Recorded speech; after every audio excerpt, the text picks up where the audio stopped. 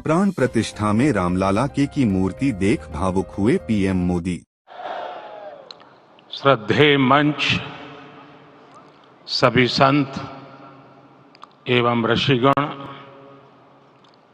यहाँ उपस्थित और विश्व के कोने कोने में हम सबसे साथ जुड़े हुए सभी राम भक्त, आप सबको प्रणाम, आप सबको राम राम।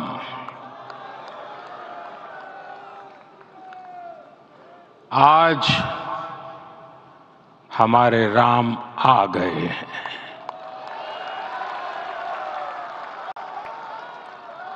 सदियों की प्रतीक्षा के बाद हमारे राम आ गए हैं। सदियों का अभूतपूर्व धैर्य, अनगिनत बलिदान, त्याग और तपस्या के बाद हमारे प्रभु राम आ गए हैं। इस शुभ घड़ी की आप सभी को, समस्त देशवासियों को बहुत बहुत बधाई।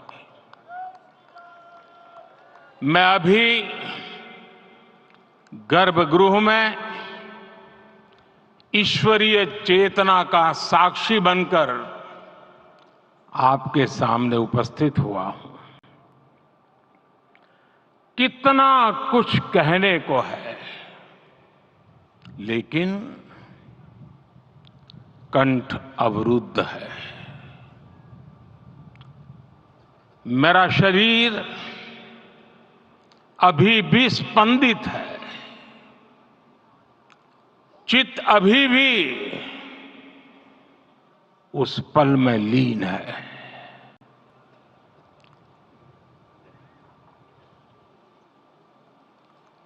हमारे रामलला अब टेंट में नहीं रहेंगे।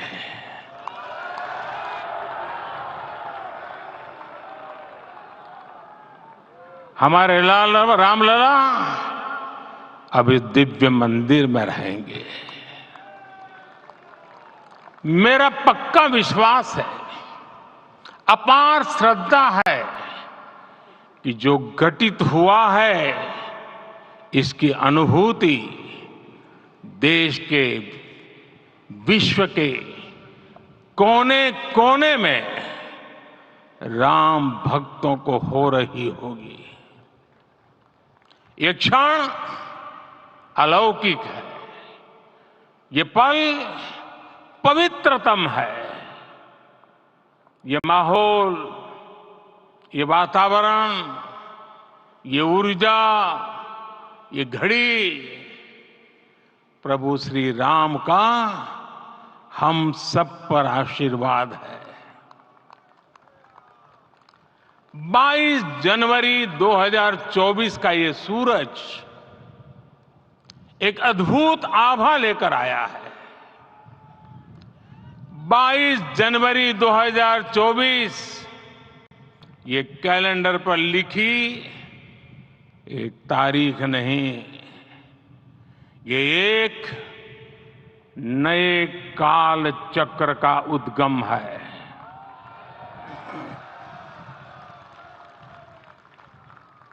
राम मंदिर के भूमि पूजन के बाद से प्रतिदिन पूरे देश में उमंग और उत्साह बढ़ता ही जा रहा था। निर्माण कार्य देख देशवासियों में हर दिन एक नया विश्वास पैदा हो रहा था। आज हमें सदियों के उस धैर्य की धरोहर मिली है। आज हमें श्री राम का मंदिर मिला है। गुलामी की मानसिकता को तोड़कर उठ खड़ा हो राष्ट्र। अतीत के हर दंश से हौसला लेता हुआ राष्ट्र ऐसे ही नव इतिहास का सृजन करता है। आज से 1000 साल बाद भी लोग आज की इस तारीख की, आज के इस पल की चर्चा करेंगे। और ये कितनी बड़ी राम कृपा है कि हम सब इस पल को जी रहे हैं, इसे साक्षात घटित होते देख रहे हैं। आज दिन दिशाएं, दिग दिगंत सब दिव्यता से परिपूर्ण है। ये समय सामान्य समय नहीं है। ये काल के चक्र पर सर्वकालिक शाही से अंकित हो रही अमिट स्मृति रेखाएं हैं। साथियों, हम सब जानते हैं कि जहां राम का काम होता है, वहां पवन पुत्र हनुमान अवश्य विराजमान होते हैं। इसलिए मैं राम भक्त हनुमान और हनुमान गढ़ी को भी प्रणाम करता हूं। मैं माता जानकी, लक्ष्मण जी, भरत, शत्रुघ्न सबको नमन करता हूं। मैं पावन अयोध्यापुरी और पावन सरयू को भी प्रणाम करता हूं। मैं इस पल दैवीय अनुभव कर रहा हूं कि जिनके आशीर्वाद से ये महान कार्य पूरा हुआ है। वे दिव्य आत्माएं, वे दैवीय विभूतियां भी इस समय हमारे आसपास उपस्थित है। मैं इनसे भी दिव्य चेतनाओं को भी कृतज्ञता पूर्वक नमन करता हूं। मैं आज प्रभु श्री राम से क्षमा याचना भी करता हूं। हमारे पुरुषार्थ, हमारे त्याग, तपस्या में कुछ तो कमी रह गई होगी कि हम इतनी सदियों तक ये कार्य कर नहीं पाए। आज वो कमी पूरी हुई है।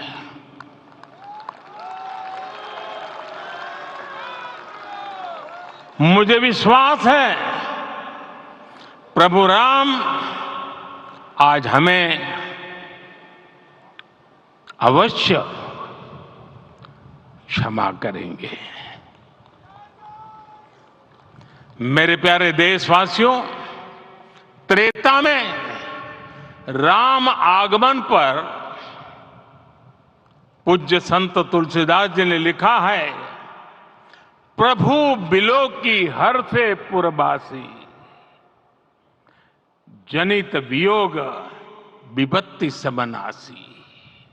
अर्थात प्रभु का आगमन देकर ही सब अयोध्यावासी, समग्र देशवासी हर्ष से भर गए। लंबे वियोग से जो आपत्ति आई थी, उसका अंत हो गया। उस कालखंड में तो वो वियोग केवल 14 वर्षों का था। तब भी इतना असह्य था। इस युग में तो अयोध्या और देशवासियों ने सैकड़ों वर्षों का वियोग सहा है। हमारी कई कई पीढ़ियों ने वियोग सहा है। भारत के तो संविधान में उसकी पहली प्रति में भगवान राम विराजमान है। संविधान के अस्तित्व में आने के बाद भी दशकों तक प्रभु श्री राम के अस्तित्व को लेकर कानूनी लड़ाई चली। मैं आभार व्यक्त करूंगा भारत की न्यायपालिका का, जिसने न्याय की लाज रख ली।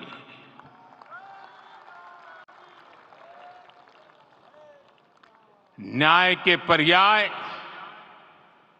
प्रभु राम का मंदिर भी न्यायबद्ध तरीके से ही बना। साथियों, आज गांव-गांव में एक साथ कीर्तन संकीर्तन हो रहे हैं। आज मंदिरों में उत्सव हो रहे हैं, स्वच्छता अभियान चलाए जा रहे हैं। पूरा देश आज दीपावली मना रहा है। आज शाम घर घर राम ज्योति प्रज्वलित करने की तैयारी है। कल मैं श्री राम के आशीर्वाद से धनुषकोडी में राम सेतु के आरंभ बिंदु अरिचल मुनाई पर था। जिस घड़ी प्रभु राम समुद्र पार करने निकले थे, वो एक पल था जिसने काल चक्र को बदला था। उस भावमय पल को महसूस करने का मेरा ये विनम्र प्रयास था। वहां पर मैंने पुष्प वंदना की। वहां मेरे भीतर एक विश्वास जगा कि जैसे उस समय काल चक्र बदला था, उसी तरह अब काल चक्र फिर बदलेगा और शुभ दिशा में बढ़ेगा।